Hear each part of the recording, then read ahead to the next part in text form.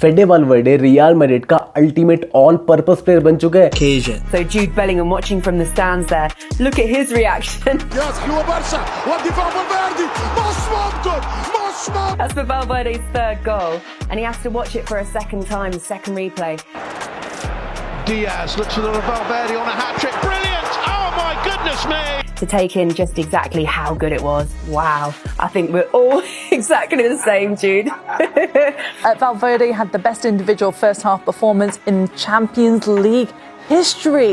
What do you think, Nige? Do you agree with that? 1000%. Unbelievable. ये वो player है जो टीम को जहां जरूरत हो ना वहीं पे खड़ा मिलता है। तुम चाहे राइट बैक खिलाओ, राइट विंग पे खिलाओ या मिडफील्ड में खिलाओ, फेडे बस वही करता है जो टीम को जरूरत होती है।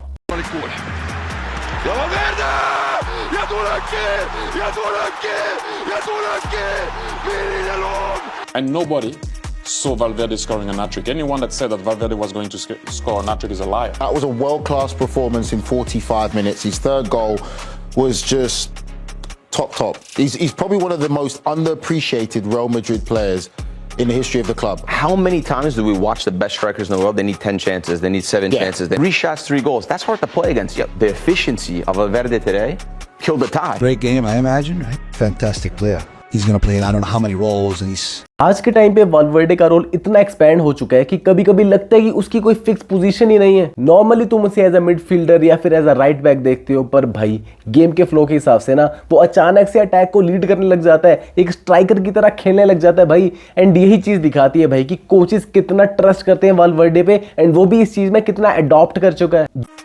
Undoubtedly the most underrated footballer on the planet. I think when you play with him, you understand how much he gives to a team. He covers every blade of grass. He gives us all. He's, I think as a player, the best attribute you can have is that your teammates can always count on you, and he's always there. He never lets us down. Obviously scored the last minute winner on the weekend and then does what he does today. Her season ऐसा लगता है ना भाई कि वो कुछ ना कुछ नया ऐड कर रहा है अपनी टीम में।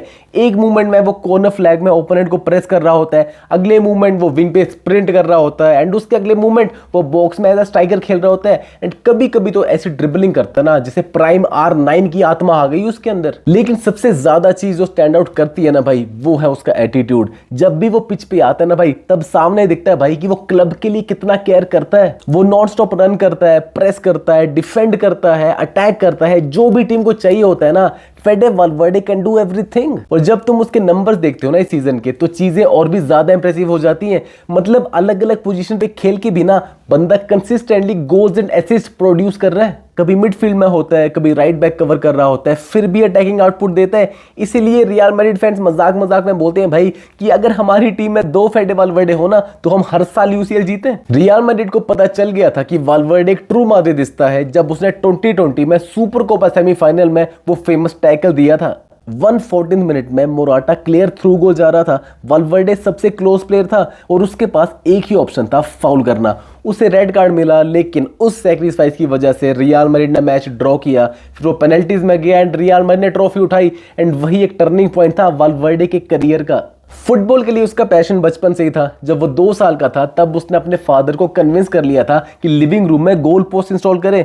जैसे जैसे वो बड़ा हुआ तो लोगों को उसकी एबिलिटी दिखने लगी। उरुग्वे में ही रहकर वो टॉप यूरोपियन क्लब्स की अटेंशन अट्रैक्ट कर रहा था। एंड जब उसके पास मल्टीपल क्लब के ऑप्शन थे तब उसने चूज किया real Madrid. And real Madrid के साथ उसे कुछ भी इजीली नहीं मिला। उसने कास्टिला से स्टार्ट किया एंड ग्रेजुअली अपने रैंक्स इंप्रूव किए। क्लब को लगता था कि उसे और डेवलप होने की जरूरत है तो उसे लोन पे डेपोर्टिवो भेज दिया गया। वहां पे उसने फर्स्ट टीम का एक्सपीरियंस गेन किया। एंड जब वो मैड्रिड वापस आया तो प्री सीजन में इतना इंप्रेस किया कि फाइनली उसे फर्स्ट टीम में प्लेस मिल गया। 2018 में सिर्फ 20 साल की एज में उसने सैंटियागो बर्नाबाउ में अपना पहला रियल मैड्रिड डेब्यू किया। जिदान के अंडर उसका रियल ब्रेक थ्रू आया। उसने इस अपॉर्चुनिटी को दोनों हाथों से ग्रैब किया एंड बहुत जल्दी टीम का एक इंपॉर्टेंट प्लेयर बन गया। धीरे धीरे वालवर्डे सिर्फ हार्डवर्किंग मिडफील्डर नहीं रहा बल्कि एक ऐसा प्लेयर बन गया जो गोल्स और बिग मूवमेंट्स प्रोड्यूस करता है। चाहे बार्सिलोना के अगेंस्ट सुपर कोपा में गोल हो या फिर विनीशियस के लिए वो यूसीएल फाइनल वाला असिस्ट, वालवर्डे ने बार बार प्रूव किया कि वो सिर्फ एक वर्क रेट प्लेयर नहीं है। 22-23 सीजन में एंचेलोटी ने प्रेडिक्ट किया था कि वालवर्डे कम से कम 10 गोल प्रोड्यूस करेगा उस सीजन। वालवर्डे ने उस चैलेंज को एक्सेप्ट किया एंड सीजन के एंड पे ना 12 गोल स्कोर कर चुका था वो। उसकी लॉन्ग रेंज शूटिंग भी ना भाई डेंजरस वेपन बन चुकी है। कभी कभी लगता है भाई कि शॉट मिसाइल जैसा आ रहा है, बॉक्स के बाहर थोड़ा सा भी स्पेस मिले ना भाई तो वो शॉट लेने से हेजिटेट नहीं करता। हर साल रियल मैड्रिड में बड़े बड़े प्लेयर्स आए, Tchouameni, Bellingham, Camavinga, and her bar doubt होता रहा भाई कि वाल्वर्डे टीम में फिट कैसे होगा, लेकिन उसने हर बार अडॉप्ट किया। कभी बॉक्स टू बॉक्स मिडफील्डर, कभी वाइड मिडफील्डर, कभी राइट विंगर। आज के टाइम पे ना वाल्वर्डे बेसिकली रियल मैड्रिड का स्विस आर्मी नाइफ बन चुका है और सालों की एवोल्यूशन के बाद फेडे वाल्वर्डे एक कंप्लीट फुटबॉलर बन चुका है। ऐसे प्लेयर्स गैलेक्टिकोस टीम को बैलेंस करते हैं। सिर्फ स्टार से टीम नहीं बनती, टीम को चाहिए प्लेयर्स जो ईगो साइड में रख के डर्टी वर्क कर सके।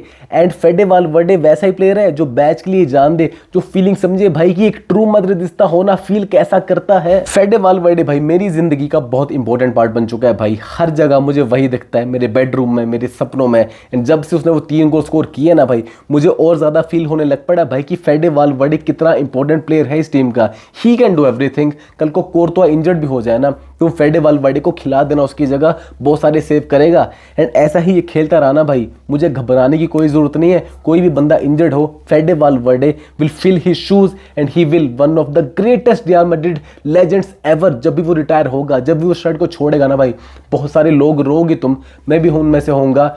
But फेडे Valverde, thank you for existing, I love you and I am a MILF man, I love फेडे।